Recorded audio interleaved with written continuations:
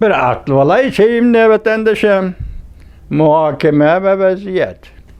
Çizlağ 2022 yıl 7. ayının 14. günü.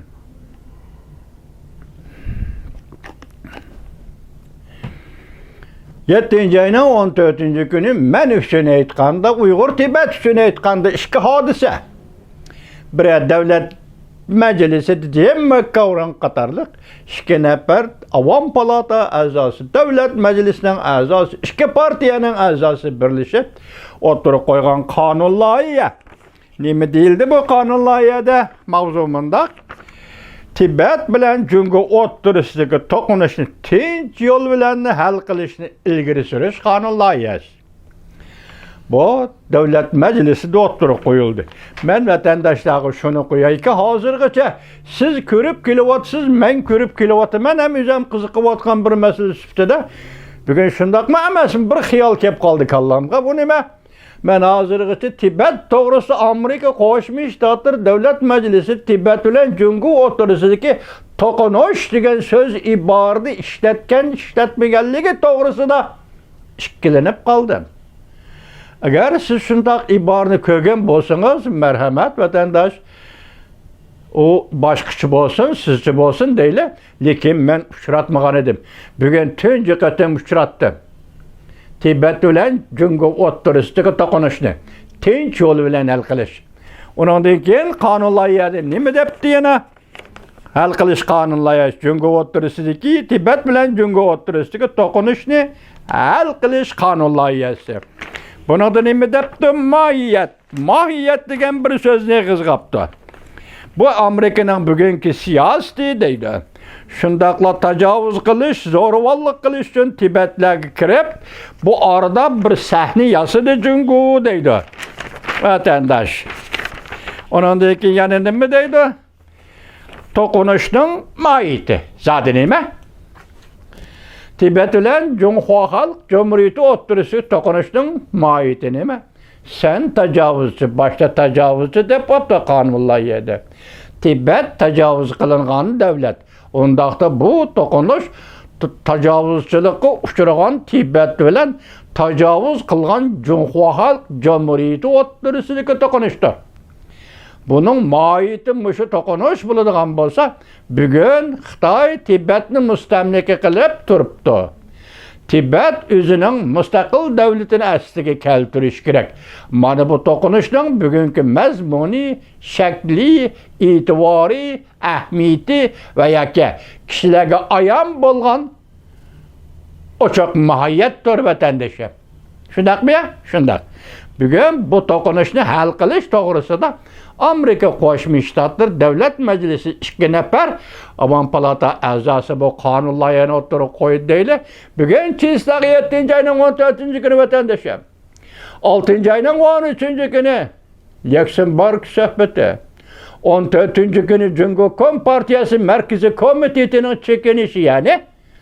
İki nefer emeldarının hukuk emelini östürmey, tamam aksi ulanın hukuk emelini derci tüvengi düşürüp etkenligi. Mesela Tashqi İşler Ministerligi'nin Ma'un Ministeri hatta növbetdeki Wang Yi Ministerinin o'rniga tayinlanishi mümkün bo'lgan Le Yu Cheng'ning hukuk derecesi düşürüldü. Xalqaro jamiyatga topshirildi. Onun sigazir müstemlika Uyg'uristonda irqiy qirg'inchilik siyosatini yo'lga qo'ygan va uni hozirgacha davomlashtirayotgan, masalan, o'zi gerçi xizmatdan ayrilgan bo'lsa-mu, davomlashtirayotgan siyosatni yo'lga qo'ygan Çinçuango 14. günü. Bugün 14. gün. Top-to'g'ri bir ay o'tdi. Endi bu ishlarni qo'yib turayli. Men vatandoshlarga shundaq dedim. Jilidin işek jilgin söhbetleşidigan iş yok. Bu ahırlış gerek dedim. Ben şu gün özüm şundaq dedim. Bir acayip tuygu bilen, Xudo bilsin bu tuygu ne? 6. ayının 13. günü ihtimal Amerika Qo'shma Shtatlar bilen Cüngü Halk Cumhuriyeti oturusu söhbet ayaklaştı. Endi bunu konkret uğurlaştırış gerek dedim. Uğurlaştırış peyti kelgen okşaydı dedim vatandaşım. Ondan 7. ayının 9. 10. günleri Amerika Qo'shma Shtatlarının devlet ştakatı Antony Blinken Cumhur Halk Cumhuriyeti'nin Tashqi ishlar ministri Wang Yi bilan Indoneziyaning Balida aralada 20 davlat Tashqi ishlar ministrlarining yig'iniga qatnashganda aralıqda suhbat o'tkazganda 5 soat, Lüksemburg suhbati 5 soat 40 minut, Balida suhbati 5 soat vatandaşa. 5 soat suhbat o'tkazgandan keyin bu suhbatga qatnaşmagan bo'lsam deganim, Rossiya Federatsiyasining prezidenti Lavrov mu Bali suhbatiga, Bali yig'iniga, 20 davlat ministrlarining yig'iniga, tashqi ishlar yig'iniga qatnashdi. Bu kishi Wang Yi bilan Jungoning ministri bilan ko'rishdi. Antony Blinken davlat ishlar kotibi bu kishi Lavrov bilan ko'rishmadi. Men sizlarga suratlarni tahlil qilib berdim, vatandoshim, hayron qoldim. Qaysini? Masalan, Wang Yi bilan Sergey Lavrovning tushgan surati. İkisining diplomatik sorunda tushgan surati. Ko'rdingizmi? Echib baqdingizmi? Ehtimal bu mening leksiyalarimni anglayotganlar ichida bir ikki yigit bo'lsa, echib baqganda ko'rdingizmi? Mushtlashadigan qiyofatda, urushadigan qiyofatda, bir-birining xamiriga soladigan qiyofatda. Vatandoshim, bu qatim Balida, Indoneziyadagi Bali oralida yana o'xshashli Uyg'uriston masalasi, Tibet masalasi, Hong Kong masalasi o'tirib qo'yildi vatandoshim. Men dedim, oxirlashdi 13-kuni 6-oyning suhbat tamam oxirlashishga davlat o'tirisida endi faqat o'rinlashtirish, tartiblashtirishla kelib qolgandek bir ish yuz beryapti vatandoshlardan bugun endi ko'ring. Aralıqda shu ichida Balida yig'ini oxirlashdi. Nima ish yuz berdi vatandoshim? Hozir hisobda ilgari keyin bo'lib, Jungoning dengiz soqchi qismlari Spratel Janubiy dengiz taqim orollarida paydo bo'ldi. Amerika Qo'shma Shtatlari 18 dona parxod, harbiy parxod.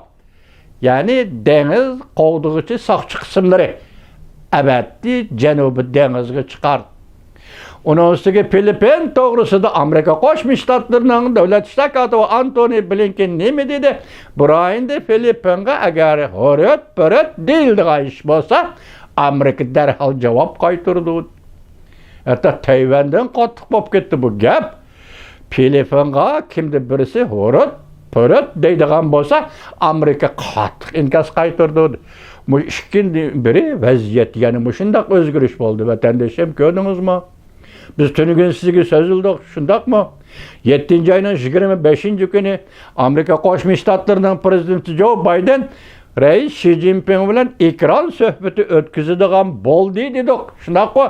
Ashleksiyani sizga so'zlab bo'lib, tor betini aytishimga Reis Xi Jinping ko'rishmaydigan bo'ldi degan bir xabar keldi, lekin umumiy xabar emas. Ya'ni kayni yetib kelmadi bunda xabar. Bunun için aralıqda faqat 10 gün vaqt qoldi vatandoshim. Endi biz shundaq dedik-ku.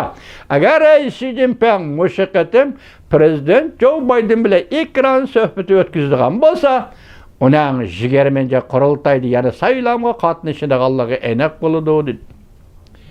Bugun yani Jiang Xinjiang bir numarada, bir filmida nima deyildi? Bu yerda qiziq bir harakat bo'libdi. Zhao Keji deydigan birisi bo'ladigan mamlakatlik Saqchi mahkamasining Saqchi ministerligining ministri uni elibetib Reis Xi Jinping yaqinda Wang Shaohui deydiganmi qaysi birisini Saqchi ministerligiga qo'ydi. Lekin tunugun Li Keqiang iqtisod yig'ini ochib, bu yig'inga Zhao Keji deganni chaqiribdi, qatnashtiribdi. Iqtisod yig'ini bilan Zhao Kejining nima aloqasi bor? Bu yerda faqatla bir aloqa, Reis Xi Jinping bu kishini ministerlikdan elib etdi, Wang Shaohuini ministerlikka tayinladi. Saqchi ministerligiga sen elib etsan, men mana bu yig'inga qatnashtirdim deb Li Keqiang Xi Jinping bilan qarshilashayotdi. Oldimizdagi 20 qurultayga tayyorlik qilish masalasida hozir ikki tarafning ziddiyati burilli o'ttirg'i chiqamdi, burilli portlab chiqamdi. Hatto bu to'g'rida mushu masala o'rinlashtirish va qoldirish masalasida Primeriba gazetimi ikki tarafga ayrilib xabar qildi degan gapni Johnson bugun so'zladi. Biz bundan Jonan Hayda Markaziy komiteti ishning nima ekanligini, nim bo'layotganligini ko'rib olamiz vatandoshlar. Agar Xi Jinpingning 20-qurultayda hokimiyat beshiga kelalishi kelmasiga iborat mushundaq bir tavrinish bo'lgan bo'lsa, men ishonmanki prezident Joe Biden Xi Jinping bilan ko'rishmaydi. Agar Xi Jinping men prezident Joe Biden bilan ko'rishmayman degan gapni og'zidan chiqaradigan bo'lsa, demakchi u utirib qo'ygan bo'ladi. Uni faqat lozim yo'lab turadigan bir obraz, bir kayfiyat yaratquchi obraz nima desangiz, prezident Joe Biden bilan rais Xi Jinping o'tkazadigan ekran suhbati. Ekran suhbati. Biz bunu qo'yib turaylik. Endi o'zimizdan so'zga qaytarib kelaylik. Men sizlarga savol qo'yay. Davlat majlisida 7-oyning 13-kunida yuqoridagi ibora qo'yilibdi. Tibet bilan Jungo o'rtasida to'qinishni tinch yo'l bilan hal qilish. Mushu nuqtaga yig'inchoqlam. Dal shu kunda galchi munosabatlik bo'lsa-mu, aloqador taraflar va aloqador tarafsiz bo'lsa-mu, Tayvanning to'rbiti Jungoga nazar to'rbiti Rossiyada Moskvada imzolangan 2-oyning 12-kuni 1950-yili Mao Zedong bilan Stalin o'rtasida imzolangan shartnomani ko'tarib chiqibdi. Boshqa ko'rsatdik Uyg'uristonga Tibetga munosabatlik. Bularni tasodifiy uchrashib qilish, tasodifiy birga kelib qilish bu xabarning, bu hodisaning tasodifiy birga kelib qilishi deb qaramsiz ya. Dunyoda mushundaqmi tasodifiylik bo'ladi, bo'lmaydi degan olmaydi. İnsaniyet bu, cheksiz dengiz, cheksiz tarix bu. Bo'lmaydi degan olmaydi. Lekin mushundaqmi kelib qolamda vatandoshim. Demak, siz savol qo'yingki, 6-oyning 13-i, 7-oyning 14-i, 13-i bir oy ichida bo'layotgan jahondagi o'zgarish yoki bir oy ichida Yaponiya, Jungo, Tayvan, Amerika Qo'shma Shtatlari, Tibet, Uyg'uriston, Amerika Qo'shma Shtatlari va Jungo mushu orada bo'layotgan mushu siyosiy faoliyat harakatlarning mazmunidan hozirgi vaziyatni yoki yig'inchoqlaganda Tibet vaziyati bilan Uyg'ur vaziyatining nima ekanligini ko'rib olasiz vatandoshlar.